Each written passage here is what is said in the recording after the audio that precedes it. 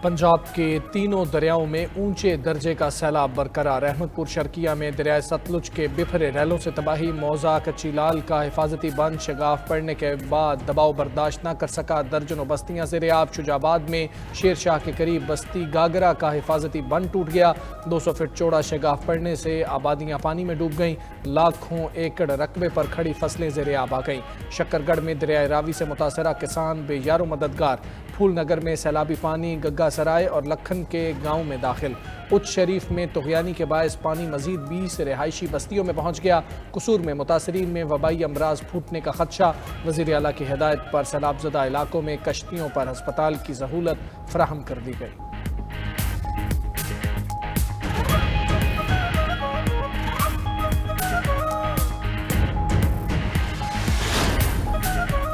पंजाब के सैलाबी रैले आज सिंध में दाखिल होंगे। सूबाई हुकूमत और इदारे मुतहर्रिक वज़ीर आला सिंध की ज़ेर सदारत सैलाबी सूरत हाल पर इजलास। मुराद अली शाह ने कहा 8 सितंबर को गुद्दू बैराज पर पानी का बहाव अपने उरूज पर होगा। हमें 7 से 9 लाख क्यूसेक सैलाबी सूरत हाल की तैयारी करना होगी।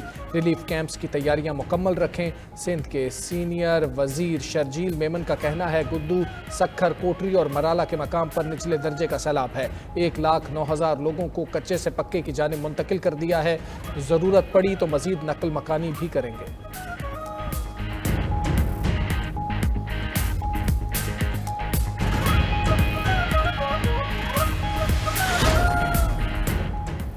लगता है हमने भारत और रूस को खो दिया। अमेरिकी सदर डोनाल्ड ट्रंप का SCO इजलास पर रद्द-ए-अमल। भारतीय वज़ीर आज़म नरेंद्र मोदी चीनी और रूसी सदूर की तस्वीर शेयर कर दी। कहा दोनों मुल्क गहरे और तारीख चीन में कहीं खो गए हैं। ट्रंप ने यूरोप पर जोर दिया कि वो वाकई यूक्रेन की हिमायत चाहते हैं तो उन्हें रूस के लिए माली वसाइल रोकने होंगे। सिर्फ 1 साल में रूस ने यूरोप को ईंधन बेचकर 1 अरब यूरो कमाए। रूस इस पैसे से अपनी जंगी मशीनरी को मजबूत कर रहा है। यूरोप फौरी तौर पर रूसी तेल खरीदना बंद कर दे, साथ ही चीन पर मौशी दबाव में इजाफा करे।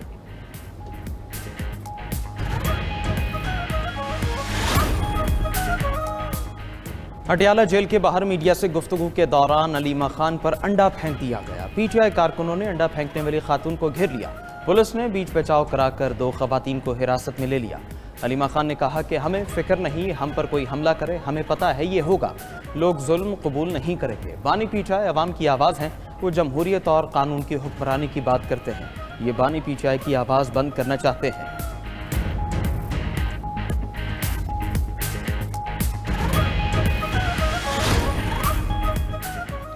अपनी असेंबली अपना इजलास। PTI का आज भी कौमी असेंबली का boycott. Chairman PTI barrister Gohar ने ऐवान में इजहार ख्याल करते हुए कहा कि हमारे अरकान की तादाद कम होती जा रही है, हमारे साथ ज्यादतियाँ हो रही हैं, इसलिए बॉयकॉट कर रहे हैं। NDMA ने भी वो काम नहीं किया जो करना चाहिए था। स्पीकर अय्याज सादिक ने कहा NDMA ने बेहतरीन काम किया है, काश आप वहाँ जाकर ब्रीफिंग लेते। कोरम की निशानदही पर अय्याज सादिक ने कहा आपको कौमी मसाइल और इशूज से कोई सरोकार नहीं। वज़ीर कानून आज़म नज़ीर तारड़ की PTI अरकान पर तनकीद। कहा सियासत बराए सियासत न करे, कुदरती आफात से निपटना इंसान के बस में नहीं होता। हुकूमत और इदारे सैलाब मुतासरीन की मदद के लिए दिन रात कोशां हैं। KP में मुतासरीन के लिए वफाक ने मुआवजे का ऐलान किया। 69 करोड़ रुपए जारी किए। रिलीफ सरगर्मियों के लिए 1 अरब 30 करोड़ NDMA को दिए गए।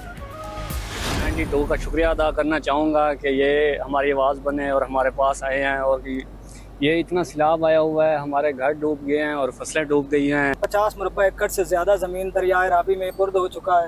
लिहाजा हमारी हुकूमत से अपील है कि हमें मदद फराहम की जाए। अब हम गंदम भी काश्त नहीं कर सकते। हमारी यहाँ फसलें तबाह हो गई हैं, हमारे घर जो गिर गए हैं, तो हुकूमत से हमारी अपील है कि हमारी मदद करें, हमारे सामान निकालने में मदद करें। बनो आवाज़, करो आगाज़। मुश्किल घड़ी में 92 न्यूज़ सैलाब मुतासरीन के संग। अगर आप मुश्किल में हैं, हुकूमती मशीनरी या इमदाद नहीं पहुंच रही, मोबाइल उठाइए, वीडियो पैगाम रिकॉर्ड कीजिए और भेज दें 92 न्यूज़ को। हमारा WhatsApp नंबर आपकी स्क्रीन पर। आपका पैगाम आला हुक्काम तक पहुँचेगा 92 न्यूज़ के ज़रिए।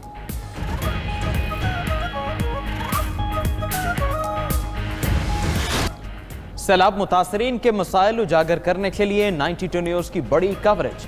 92 न्यूज़ के नुमाइंदगान और रिपोर्टर्स की सबसे बड़ी टीम मुतासरा इलाकों में मौजूद। सैलाबी रेलों और आवाम के मसाइल की बरवक्त और भरपूर रिपोर्टिंग। 92 न्यूज़ की टीम की हर मुतासर इलाके, बस्ती और कस्बे पर नज़र। इंतजामिया के रेस्क्यू और रिलीफ इक़दामात और इंतजामात से नाजरीन को मुकम्मल आगाही देने में मसरूफ़। 92 न्यूज़ की टीम्स वहाँ तक भी पहुँच गईं जहाँ रेस्क्यू और इमदादी टीम्स न पहुँची। 92 न्यूज़ सैलाब मुतासर अफराद की आवाज़ बन गया, क्योंकि 92 न्यूज़ है बाखबर बावसूख।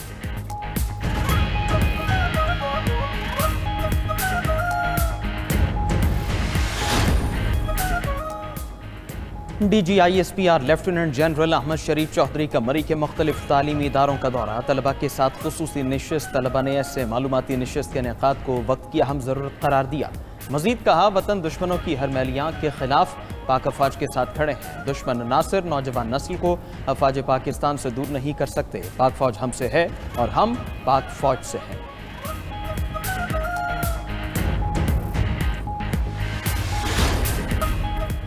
गजा में इस्राइली दहशतगर्दी का सिलसिला न थमा। सेहोनी फौज की बमबारी से गजा में मजीद 44 फलस्तीनी शहीद, मुतअद्दिद जख्मी हो गए। फलस्तीनी हुक्काम का कहना है कि इस्राइली फौज के हमलों से आज 30 बच्चे शहीद हुए। जंग के आगाज से औसतन रोजाना 28 बच्चे शहीद हो रहे हैं। सेहोनी फौज के गजा में रिहायशी मकानात और कैंप्स पर हमले तेज। गजा शहर के 40% हिस्से पर कंट्रोल का दावा कर दिया।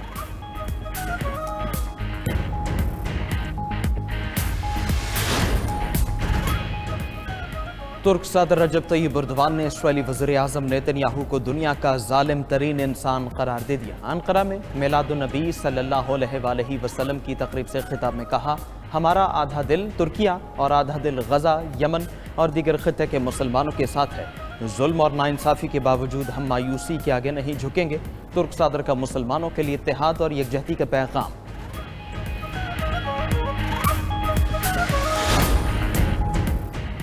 यूक्रेन में मगरबी फौज नजर आई तो रूस के लिए जायज़ हदफ होंगे। रूसी सदर व्लादिमीर पुतिन का कहना है कि मगरबी फौज की यूक्रेन में तैनाती को रूस अपनी कौमी सलामती के खिलाफ समझेगा। अगर अमन मुआहदा तय पा जाता है तो गैर मुल्की अफवाज की यूक्रेन में मौजूदगी की ज़रूरत नहीं।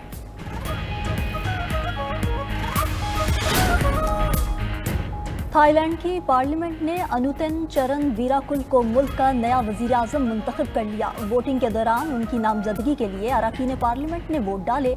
इंतखाब के बाद स्पीकर ने नए वजीर आज़म के इंतखाब का ऐलान किया।